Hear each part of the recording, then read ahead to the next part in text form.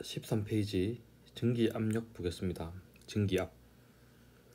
증기압력은 뭐 증기압이라고도 하고 뭐냐면 일단은 읽어볼게요. 일정한 온도에서 밀폐되어 있는 용기에서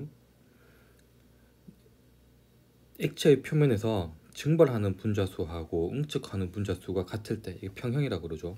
평형 상태를 이루었을 때, 동적 평형 상태에 도달했을 때 나타내는 증기압력인데, 어떤 얘기냐면, 볼게요. 제일 처음 그림 볼게. 어떠한 용액이 들어있어요. 용액이 들어있는데 이 표면에 보면 용액의 알갱이들이 있겠지. 걔들이 증발하려고 하는 힘이 있을 거라고, 이런 식으로 증발하려고 하는 힘이 있을 거라고요.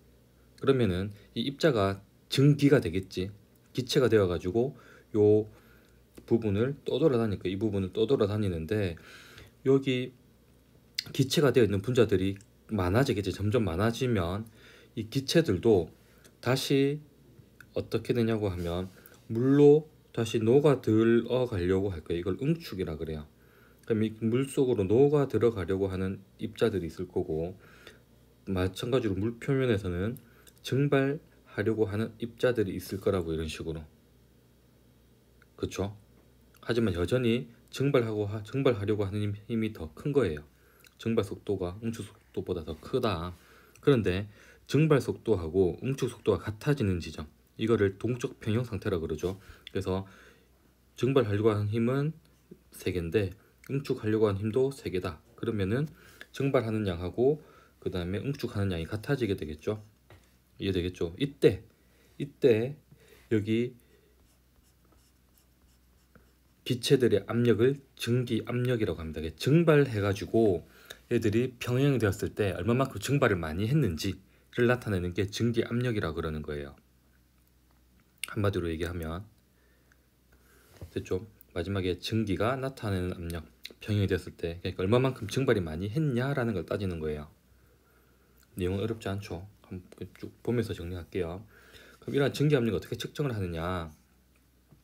증기압력 어떻게 측정하냐고 하면, 진공의 관에다가 진공의 플라스크를 세워가지고 시험관을 만들어가지고 있는 거예요. 여기에다가 물을 떨어뜨려요. 이렇게 어떤 용액을, 물이 아니라 어떤 용액을 떨어뜨립니다.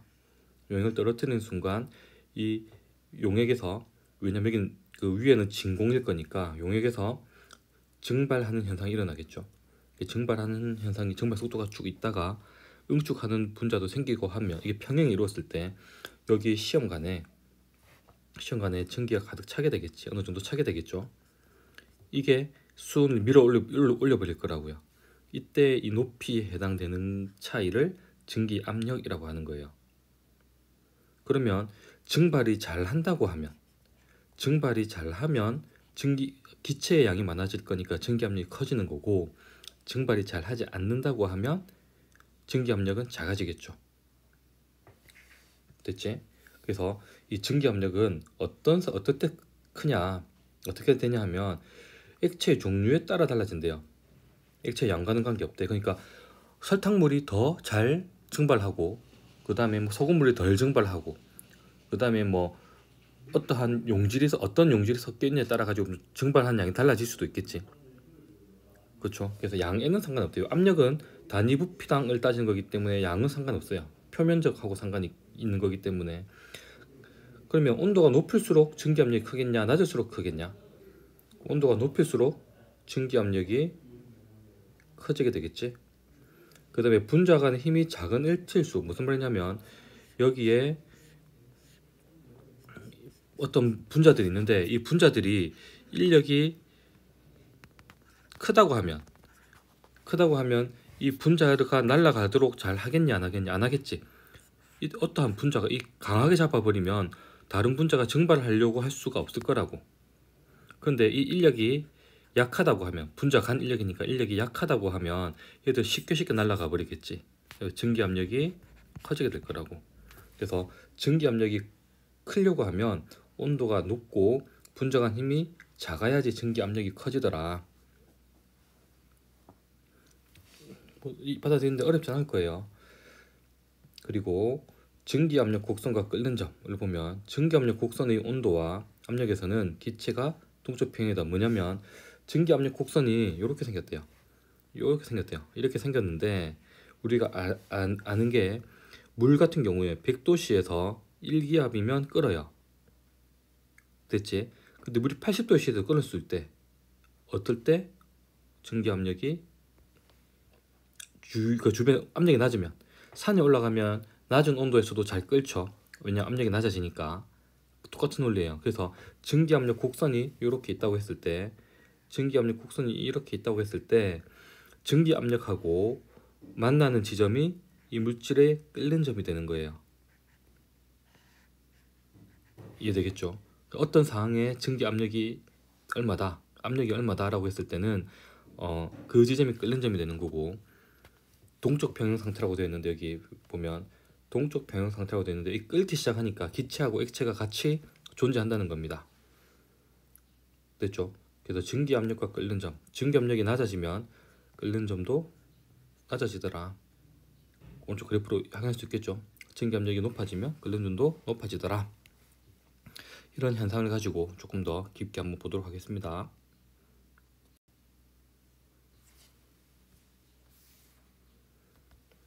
여기에 이제 용액의 총괄성이라는 게 나오는데 몇 가지를 배울 거예요. 그 중에서 하나가 증기 압력 내림, 그리고 끓는 점 오름, 얻은 점 내림, 삼투압, 요 네 가지를 배울 건데, 총괄성은 뭐냐면 용질이 비휘발성, 전해질 용질을 녹였을 때 이 묽은 용액에 대해서 용질의 종류에 관계없이 입자수에만 비례하는 성질. 그러니까 뭐냐면, 말이 좀 이상한데, 어떤 용액이 있대요. 묽은 용액이라고 하는 것은 농도가 낮은 용액을 뜻하는 거예요. 묽은 용액이 있을 때 이 증기압력 내림, 그 다음에 끓는 점 오름, 어는 점 내림, 삼투압은 입자수에만 비례해서 증기압력이 내려가고 끓는 점이 오르고 어는 점이 내려가고 삼투압력이 커진다는 거예요. 그러니까 위의 성질들이 똑같이 모두가 다 입자수에 비례하는 성질이다. 하나씩 이제 보면 되겠죠. 하지만 전제는 뭐냐면 이 용질이 비휘발성, 비전해질, 그러니까 스스로 막 날아가면 안 된다고. 그리고 얘가 녹아가지고 물속에서 많이 막 존재하면 안 된다고. 녹지 않아야 돼요. 전해질이라고 하는 건 양이온, 음이온 나뉘어지지 않아야 되는 거예요. 조금 받아들이기 어려울 수 있는데 하나만 딱 보면 이해될 겁니다. 증기압력 내림이라는 현상이 있습니다. 증기압 내림. 증기압은 아까 배웠죠. 증기가 되려는 힘, 온도에만 영향을 받고 부피나 압력에는 영향이 없더라. 종류에도 영향을 가지지 않더라. 액체 종류엔 영향을 받지만 양에는 영향을 받지 않더라. 그래서 증기압력 내림은 델타 P라고 나타냅니다. 델타 P라고 나타내고, 이 델타 P는 용매가 가지고 있는 증기압력에서 용액이 가지고 있는 증기압력을 빼주면 돼요. 어떤 얘기냐고 하면, 용매는 순수한 상태만 뜻하는 거지, 용매만 있을 때는 이 용매가 이렇게 증발하려고 하는 힘이 존재할 거예요. 이렇게 용매가 이렇게 증발하려고 할 거예요. 그런데 용액 같은 경우에는 용질이 섞여 있는 걸 용액이라 그러죠. 그렇죠? 용액이라고 하는 거는 용매에다가 용질이 섞여 있는 걸 뜻하는데, 용질이 섞여 있으면 얘들이 비휘발성이니까 증발하지 않잖아요. 않으니까 용매가 증발할 수 있는 그 칸을 막아버리는 거고, 물 표면에서. 왼쪽 그림에서는 물 표면에서 용매가 싹 다 휘발을 해서 증발하려고 하는 힘을 가지고 있는데, 비휘발성 용질 입자가 섞여 있는 순간 이 비휘발성 용질은 증발하지 않으니까 용매가 증발하려고 하는 힘을 막아버리겠죠. 그만큼 증기 압력이 내려간다고요. 이해되겠죠? 그래서 이거를 증기 압력 그래프로 보면 순수한 용매의 증기 압력 그래프가 요렇다고 하면, 어떠한 용액을 넣었을 때 증기 압력 그래프가 요렇대요. 그럼 온도가 같을 때 같은 온도에서 증기압이 왼쪽에 보면 이만큼 낮아지게 되겠지. 요 차이만큼이 증기압력 내림의 크기가 되는 거라고요. 순수한 용매가 가지고 있는 증기압력에서 용질이 섞여 있는 용액의 증기 압력을 빼준 만큼이 증기 압력이 내려가는 거지. 이만큼을 델타 P라고 하는 거예요. 그래서 이 증기 압력 내림을 조금 보면 왼쪽은 순수한 용매만 있는 거고요. 오른쪽 실험 장치에서는 용액이죠. 어떤 게 섞여 있냐면 설탕이 섞여 있는, 설탕은 비전해질 비휘발성 물질입니다. 용액이 있는 거예요. 그래서 시간을 두면 물 분자가 이렇게 막 증발할 거예요. 증발할 거고, 오른쪽에서도 물 분자가 증발하지만 설탕은 증발 안 하게 되겠지. 비전해질인 거니까 증발을 안 해야 되는 거고요. 그러면 초반에 증발하는 속도는 물 분자가 훨씬 더 클 거예요. 그러니까 증기 압력도, 증기가 많이 생겼으니까 증기 압력도 크겠죠. 시간 지나면 이건 필요 없고요. 되겠지? 이때 나중에 됐을 때, 평형이 되었을 때 요 차이만큼, 이 차이만큼이 증기 압력 내림의 크기가 되는 거죠. 왜냐면 물 분자가 여기에 가득 차가지고 밑에 방향을 누를 거 아니에요. 그리고 여기서도 이렇게 누를 건데 누른 힘이 차이가 났으니까 증기 압력이 그만큼 작아지니까 누른 힘의 차이가 생길 거 아니에요. 그렇지? 그래서 이거를 증기 압력 내림의 크기를 측정할 수 있게, 계산할 수 있게 만든 사람이 라울이라는 사람이고, 라울이라는 사람이 용액의 증기 압력은, 용액의 증기 압력은 용매의 증기 압력에다가 용매의 몰 분율을 곱하면 되더라.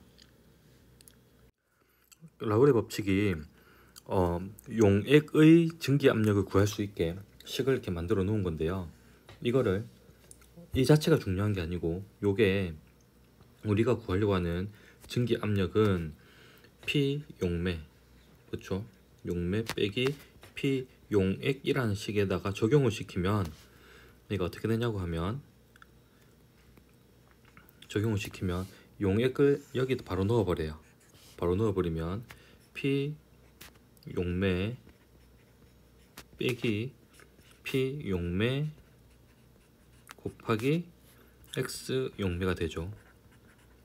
맞죠? 그래서 P 용매를 묶어내면 P 용매 하면 1 마이너스 X 용매 이렇게 돼요. 됐죠? 근데 용매의 몰 분율하고 용질의 몰 분율을 더하면 1이 되죠. 뭐냐면 용매하고 용질이 있을 때, 이거는 용매라고 하면 몰수예요. 하면 얘는 용매의 몰 분율이 되는 거고, 그렇죠?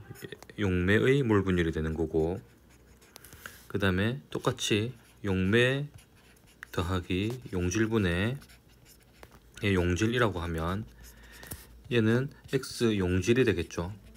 근데 용질하고 용매의 몰 분율 합은 항상 1이 나와야 되니까, 몰 분율이니까 이 부분이 이퀄 P 용매 곱하기 X 용질이 되더라. 그래서 이게 증기 압력 내림의 크기더라. 증기 압력 내림의 크기는 P 용매다가 X 용질의 값을 바로 할 수 있더라. 그래서 이 식을 가장 간단한 식, 측정을 할 수 있는 게 아니라 계산으로 나타낼 수 있는 가장 간단한 식을 만들어내는데 라울의 법칙이 사용이 되는 거예요. 이해되겠죠? 그래서 델타 P는 P 용매 곱하기 X 용질의 값이더라. X 용질은 용질의 몰 분율이기 때문에 이렇게 되는 거예요. 이해되겠죠?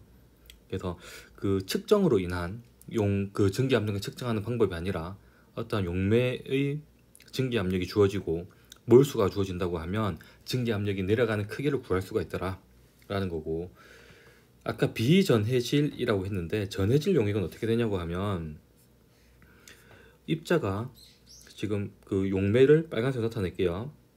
용매가 이렇게 있을 때,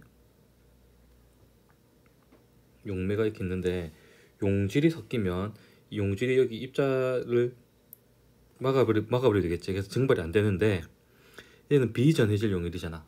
근데 전해질 용액이라고 하면 Na 플러스라고 하고 Cl 마이너스라고 하자. 그럼 Na 플러스 입자하고 그 다음에 Cl 마이너스 입자도 같이 이렇게 되어버리겠지.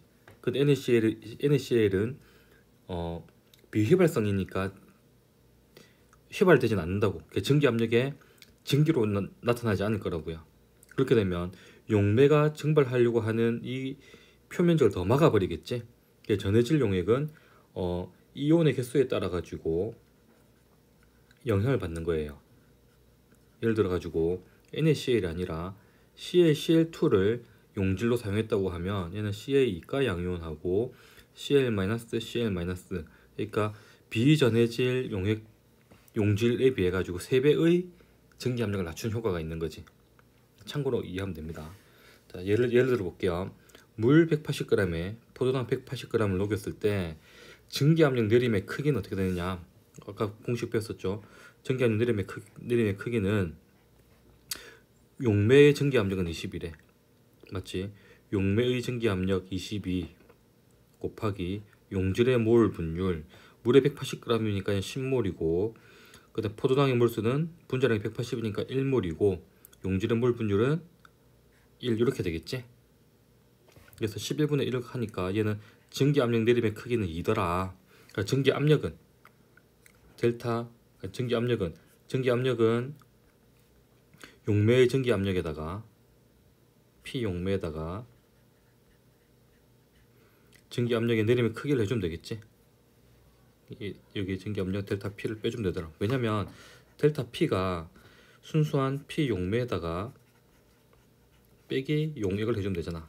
근데 이 수용액의 증기 압력을 물어본 거니까 여기 용액이죠.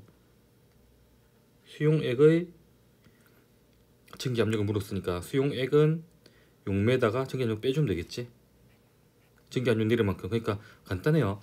증기 압력 순수한 용매와 가지수는 증기 압력에다가 증기 압력 내림의 크기를 빼주면, 내려간 크기를 빼주면 되겠지. 그래서 22 빼기 증기 압력 내림의 크기 2니까 이 용액의 증기 압력은 20 mmHg가 되더라.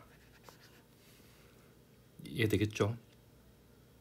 그래서 오늘 증기 압력 내림에 대해서 배웠는데, 증기 압력이라는 게 어떤 거고, 이 증기 압력이 내려가는 거, 증기 압력이 내려가는 거, 증기 압력 내림이라고 하죠. 증기 압력 내림의 현상에 대해서 한번 배워봤습니다. 그래서 이렇게 다시 한번 예를 들면 이 비휘발성 비전해질 용질에 따라서 증기 압력 내림의 크기가 달라지더라. 이거는 좀 이따 배울 끓는 점 오름, 어느 점 내림과도 마찬가지일 겁니다. 한번 잘 이해하고 넘어가 볼게요. 여기까지 하겠습니다.